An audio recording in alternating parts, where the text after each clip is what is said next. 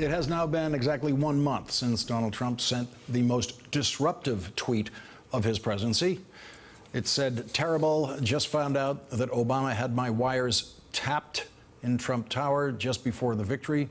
Nothing found. This is McCarthyism." The most disruptive and the most insane tweet of his presidency. That tweet has provoked investigative action by the House Intelligence Committee, which is in the hands of Chairman Devin Nunes. He has turned that into a corrupt-looking gang that couldn't shoot straight farce, which would be funny if the underlying issues weren't so serious. A president of the United States and/or his campaign team and/or his transition team being compromised by the Russian government or Russian agents. That is the issue that was behind that Trump tweet. That is the issue the House Intelligence Committee is supposed to be investigating. That is the issue the Senate Intelligence Committee is investigating. And most troubling for the Trump White House, it is the issue the FBI is investigating. The Trump tweet was then publicly proven untrue by the director of the FBI and the director of the NSA. And all the president's men, which now includes Devin Nunes, everyone at Fox News, and on this particular issue, Rand Paul, they all are now trying to say that Susan Rice did something wrong in her job as National Security Advisor when and if she examined intelligence reports on the Trump team's interactions with foreign governments or foreign agents. Here's what Susan Rice said about this on Andrea Mitchell Reports at 12 noon today. The allegation is that somehow Obama administration officials utilized intelligence for political purposes. That's absolutely false. I leaked nothing to nobody and never have and never would. There were occasions when I would receive a report in which a U.S. person was referred to, name not provided, just U.S. person. And sometimes in that context, in order to understand the importance of the report and assess its significance, it was necessary to find out or request the information as to who that U.S. official was. There was not one moment in the Trump presidential campaign where Donald Trump gave the slightest hint that he's capable of faithfully executing any of the duties of the presidency, and there was no moment when Donald Trump said anything to indicate he understood the challenges an American president faces. Aleppo is a disaster. It's a humanitarian nightmare, but it has fallen from any standpoint. I mean, what do you need, a signed document? Take a look at Aleppo. It is so sad when you see what's happened. Today, it took the Trump White House about 15 hours to issue a written statement about the worst chemical attack in Syria in the 6 years of the civil war. At least 83 people, including 25 children, died, and at least 350 others were injured in the incident. A senior State Department official said the attack looks like a war crime. The attack comes less than 1 week after the Trump administration said that President Trump accepts the reality of President Assad's continued control of the government in Syria. Here's what the Trump White House said when it finally released a statement. Today's chemical attack in Syria against innocent people, including women and children, is reprehensible and cannot be ignored by the civilized world. These heinous actions by the Bashar al-Assad regime are a consequence of the past administration's weakness and irresolution. President Obama said in 2012 that he would establish a red line against the use of chemical weapons and then did nothing. The United States stands with our allies across the globe to condemn this intolerable attack. In 2013, Donald Trump repeatedly tweeted that President Obama should do nothing in Syria. Quote, "President Obama, do not attack Syria. There is no upside and tremendous downside. Save your powder for another and more important day." In the last hour, Rachel read you tweet upon tweet upon tweet from Donald Trump saying, "Do not go into Syria, do not go into Syria." And of course, the president was prepared to use force in Syria. It was Congress that refused to authorize it. The president had plenty of free time on his hands today to actually speak about Syria, say something, or even tweet about it. But this is what he was doing instead. They would say there's no way to 270, but there was a way to 306. But wasn't that an exciting one? Huge disadvantage. The Electoral College is very, very tough. They say almost impossible for a Republican to win. Here's what candidate Trump said about containing North Korea's nuclear ambitions. You look at North Korea, we're doing nothing there. China should solve that problem for us. China should go into North Korea.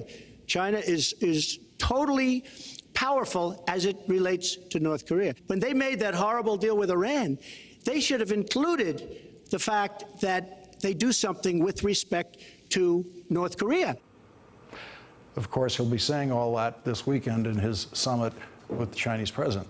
A senior North Korean defector has told NBC News that North Korea's dictator Kim Jong-un is desperate in maintaining his rule. Tonight, North Korea fired a medium-range ballistic missile into the sea off the Korean peninsula, according to South Korea's military. This weekend, the president will be meeting with the president of China starting on Thursday. President Trump recently told the Financial Times, quote, "If China is not going to solve North Korea, we will." Meanwhile, ISIS has made its first official reference to President Trump. An ISIS spokesman released this statement: "America, you have drowned, and there is no savior. There is no more evidence than the fact that you are being run by an idiot who does not know what Syria or Iraq or Islam is." Joining us now, John McLaughlin, former acting director of the CIA. Thank you very much for joining us tonight, Mr. McLaughlin.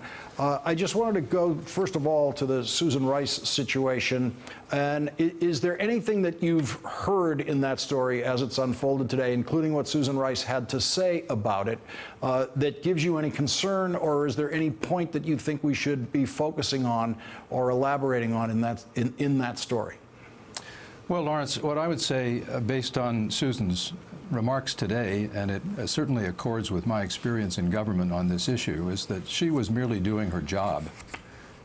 What happens there is that she's delivered each morning a series of reports. Occasionally, they refer to foreigners contacting Americans about something, and she has the option of asking the FBI or the National Security Agency to, if it can be justified, to let her know who those people are, and often to protect them. Sometimes you want to go to an American and say, you should know who you've been in contact with. Do that quietly. This is not spread around the government, but essentially this is, and it's something that isn't done casually. The people who make decisions about, as they say, unmasking someone have a very high bar for doing that. So I think she was basically just doing her job, as she should have been doing it. There seems to be something about Susan Rice with Republicans in Washington. We saw Lindsey Graham today come out and say we really should find out what it is that Susan Rice was up to here. Lindsey Graham, whose comments up to now about this have been pretty reasonable. As soon as the name Susan Rice gets mentioned, there's a different reaction. Rand Paul is suddenly jumping in, saying there's something suspicious about this because the name Susan Rice is involved.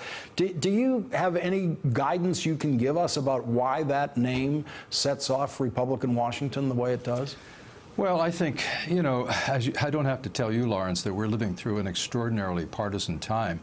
And if anything, the partisanship has just deepened in the Trump administration as a result of all these controversies. You know, it may be related to the lingering controversy over Benghazi. Who knows exactly why she sets off these reactions. But what I can tell you is that in this case, she was simply doing her job and would have been frankly irresponsible to not take a look at some of these communications, in part to, remember this too, we only have one president at a time, and during this period of time, the Obama administration was still in charge, and in an unusual transition, the Trump administration-to-be was actually conducting foreign policy. Recall the phone call that Trump made to the leader of Taiwan, basically breaking with the one China policy that had been followed for years, and now that's been repaired, of course. But they were essentially moving into making foreign policy, which typically doesn't happen in a transition. So for that reason alone, someone in the White House might want to know, is there something going on here that affects our conduct of American foreign policy? But to return to my basic point, she was just doing her job here. It's what any national security advisor would have done in the same circumstance. I want to go to a statement that Rex Tillerson has issued tonight about the North Korean launch.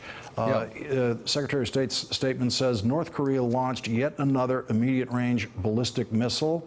The United States has spoken enough about North Korea. We have no further comment.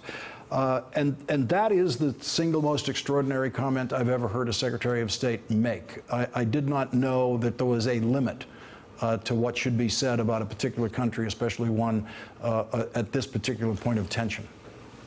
Yeah, I think North Korea is something I've followed for years.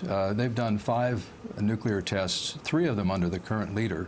Last one in September had a yield of about the same blast that went off in Hiroshima in World War II. They probably have somewhere between 12 and 20 nuclear weapons. And as I've followed it, they've been working since 1995 or thereabouts on an ICBM that could reach the United States. And they've made enough progress on that. They've got 2 satellites that they've been able to launch with multi-stage missiles. So I think it's fair, I have said and written, that it's likely, more than likely, almost certain that within the term of this president, the 4-year term, this president will have to deal with something that no previous president has had to deal with, and that is an intercontinental ballistic missile in the hands of a North Korean leader, who in this case, by the way, is a much less stable leader than his predecessor or his predecessor. Kim Jong-il, his father, was no friend of ours, but people who met him, no American official has yet to meet the current leader, people who met the father say he was able to understand the world and had a fairly good understanding of what was going on internationally, and if not rational, was certainly not a madman. This current one is an ill-disciplined person who doesn't work very hard, who's emotional, who's carried out purges at a level exceeding anything we've seen in North Korea before. So I think it deserves not only a comment, but careful consideration of policy, because we're going to have to deal with it. When you look at the overall state of the information that's available now about what was going on between the Russian agents and their attempts to influence our election, especially what could be their contacts with people representing the Trump campaign or close to the Trump campaign, do you have an overall assessment of what you think we're looking at? You know, in truth, Lawrence, it would be irresponsible for me to sort of speculate about the level of collusion or not in this case.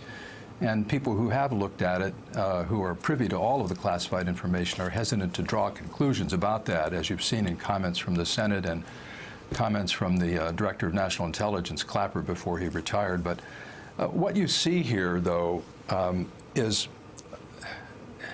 we have to remember this is the core of the problem. This is why we have all of this controversy now. We would not be talking about 80% of what we're talking about here in terms of controversy regarding the Trump administration had these things not happened. And what happened? Well, the Russians, without question, hacked into the DNC server and strategically placed information that was detrimental to the Clinton campaign using WikiLeaks as its intermediary. And it hacked into the email of John Podesta and released those things strategically as well. So I think it's fair to say that what's going on here is something that Russia has always done but now has new tools to do. Years ago, they would have had to do this through access agents and physical presence, but now they have the marvelous tool of the internet and social media and a flotilla of trolls that they use to market this material around the world. And also they have an administration that seems more vulnerable to it than in the past. Remember, they tried to do this in another era. They tried to do this during the Reagan administration. They tried to do it during the 2008 election campaign here, but they didn't have the same tools, and they didn't have what seems to be a vulnerability on the part of the Trump campaign. So I can't say whether this is what the investigations have to determine 2 things. First, what did the Russians actually do here? And were there Americans, any Americans, complicit in what they were doing?